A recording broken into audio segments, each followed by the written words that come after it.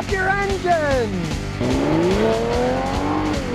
We got a 2011 10-year-old Toyota Prius. And we also have a tropical storm, so out comes my umbrella. Neither rain nor sleet nor snow stops Scotty from helping you with car advice. Rain doesn't stop me from filming. It shouldn't stop you from working on cars. These little umbrellas are great. I've had this thing for like 8 years. And the advantage of the plastic base is it doesn't rust. Yet it's thick and heavy. It also doesn't fall over. It's a great combo. Now this Prius was originally $22,140. Decent price for a vehicle that still gets 52 miles a gallon in town and 48 on the highway. It's still holding up yet. As we go inside, out of the rain now, we can see 114,000 miles on it. Yet it still has the original hybrid battery in it.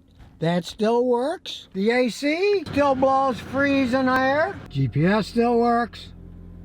All the fancy information about the hybrid system still works. And all the fancy energy monitoring display works. You can fiddle with it to your heart's content and see what kind of gas mod you're getting. Graphically displayed. You know, it's pretty cool. It shows you what's charging, what's happening. It's a classic Toyota. Just about everything works. The only thing I can really find wrong is the little chrome Toyota bezel fell off. The piece is still there, but you can see with the holes, the chrome part's gone. As we look under the hood, it's still pretty whistle clean. It's got the Atkinson cycle engine that still doesn't even burn oil, and it's got the hybrid motor system. And since they have the key on, they make all kinds of noises. They are rather odd vehicles. You get used to all kinds of noises and buzzes and clicks if you ever buy one. Now, the one thing I don't like about the car is the headlights. It has those HID, high-intensity discharge lamps on them, on both sides. And when they go out, they cost an awful lot of money for those stupid bulbs. But you do have to realize, the reason they went to those is because they use less energy. The most hogging bulbs are the conventional halogens. They get super hot. They use a lot of electricity. These actually use less. And of course, a modern one uses LED headlights because they're much cooler. They use less energy than anything. But back when this thing was made, LEDs were pretty expensive. Now they're a lot cheaper and all the new stuff has LEDs. It's strictly because they put out good light. They use less energy. They don't get hot, so they tend to last longer too. Now, if you're a naysayer and say, well, Scotty, this is such a great car, how come she had to take it to the mechanic? Well, she's driving it to visit her parents and relatives in Chicago before winter comes from Houston, Chicago.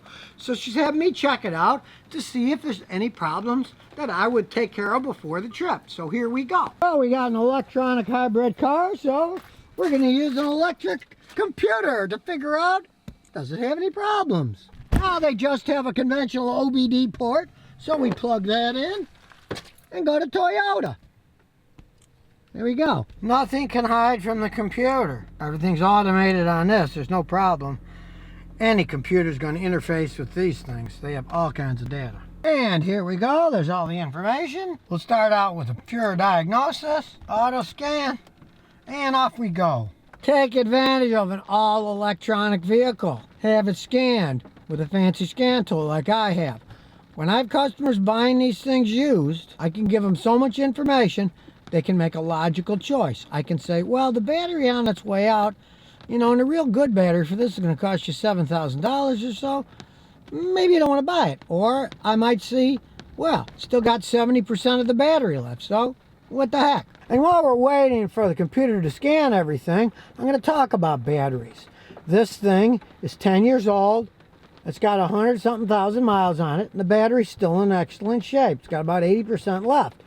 I've seen these things go 15, 20 years, 250,000 miles. The batteries can last quite some time. Now, she bought this car new, so she's certainly getting her money's worth. If you buy a used one that's got like 200-something thousand miles on it, you're kind of taking a gamble. But this one still got a lot of life in it. Now we're done with the data, and the only problem it has is with the ABS system, which is typical as they age. We'll check the trouble codes.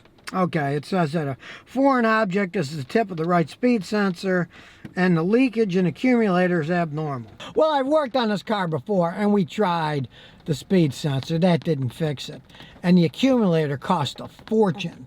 So, I mean, hey, you got to put a little brake fluid in maybe once a year. Who cares? You're not going to go buy some $1,000-something ABS accumulator. The brakes work perfectly fine otherwise. Now we're going to get some serious information. We're going to live data. We'll get all the live data, and there's tons of it. And if you remember from my previous videos, first we'll whip through them all. If something's orange, it means it's a problem area. So far, everything's black. Blah, nothing's out of the ordinary, which is great. No oranges yet. A lot of information.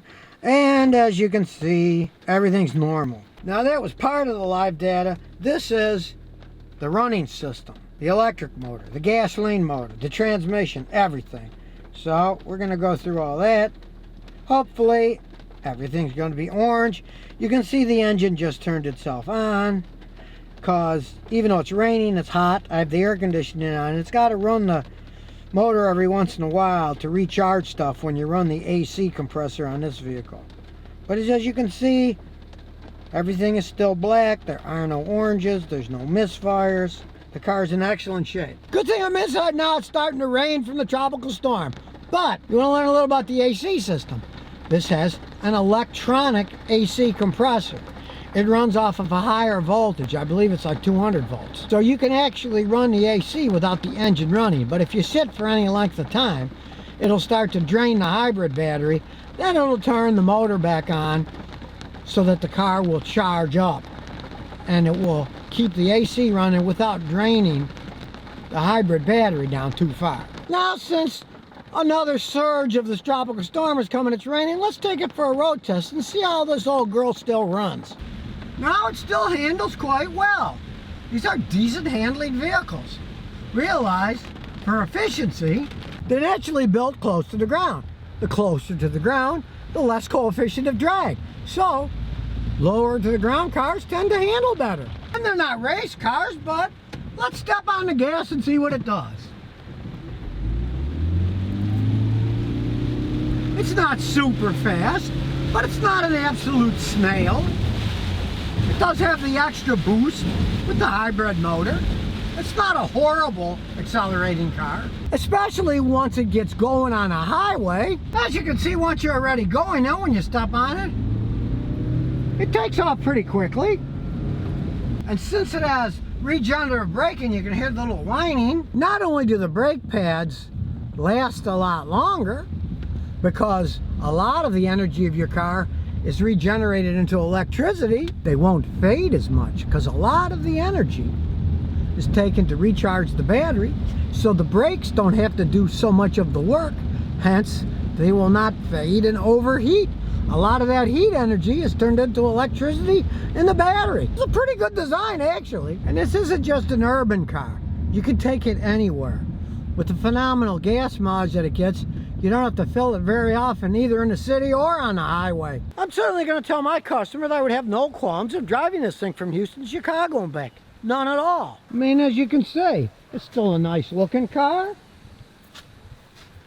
It still runs perfectly. Got a lot of space in the back to throw stuff for trips. It's held up quite well. She is the original owner of the car.